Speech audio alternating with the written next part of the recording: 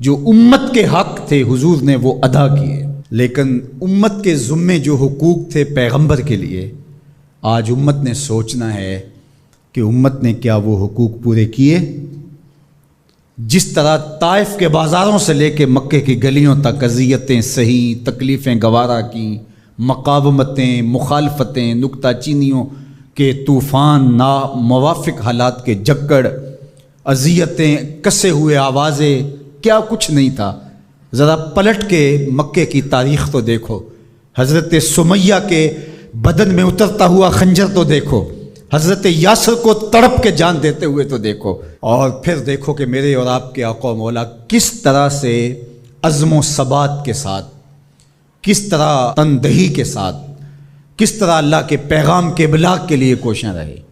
گھر میں فاقے تھے، کئی دن تک چولہا نہیں جلا، لیکن تبلیغ کے تسلسل میں فرق نہیں آیا، اور پھر تبلیغی عمل کو کسی غرض سے بھی ملوث نہیں ہونے دیا۔ لا اسألکم علیہ اجرا اس پہ شاہد عادل ہے۔ قیامت تک اپنی نسل کے لیے صدقہ بھی حرام کر دیا، زکوٰۃ بھی حرام کر دی، کہ میری نسل بھی تم سے کچھ نہیں لے گی، میں محض اللہ کی رضا کے لیے تم تک پیغام حق کا ابلاغ کیا ہے۔ جو حق تھا حضور کے ذمے امت کا، اس کو ادا کیا۔ اب امت کے ذمے جو حق ہیں، ذرا امت ایک لمحے کے لیے سوچے کہ وہ حق ادا کیا۔ سب سے پہلا حق جو امت کے ذمے عائد ہوتا ہے وہ ہے ایمان بالرسول، نبی پر ایمان لانا۔ ایمان لانے کا مطلب کیا ہے؟ تسلیم کردن، گردن نہادن، سر تسلیم خم کر دینا، یہ ہے ایمان۔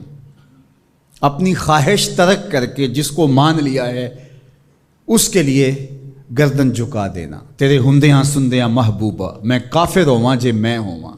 دوسرا تقاضا اتباع ہے، اور وہ ایمان کا تقاضا بھی ہے۔ رسول کو ماننے کا مطلب یہ ہے کہ رسول کی مانی بھی جائے۔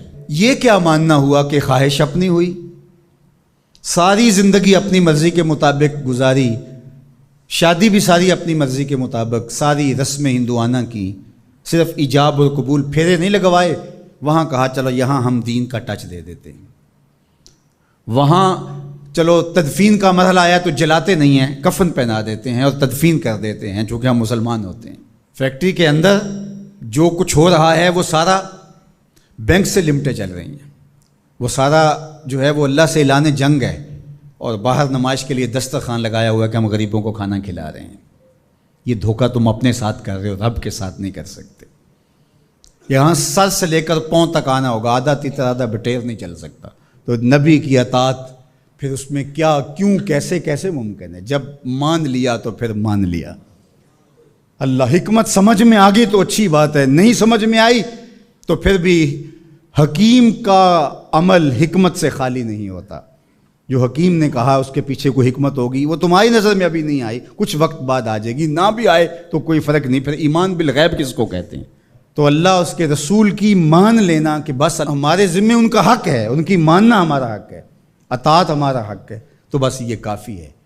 اب صحابہ کی زندگیاں دیکھ لیجیے، انہیں حکمت نہیں پوچھی۔ حضور خطبہ دے رہے ہیں اور فرمایا لوگوں بیٹھ جاؤ، یہ باہر رش ہو رہا ہے نا سامنے، تو فرمایا بیٹھ جاؤ۔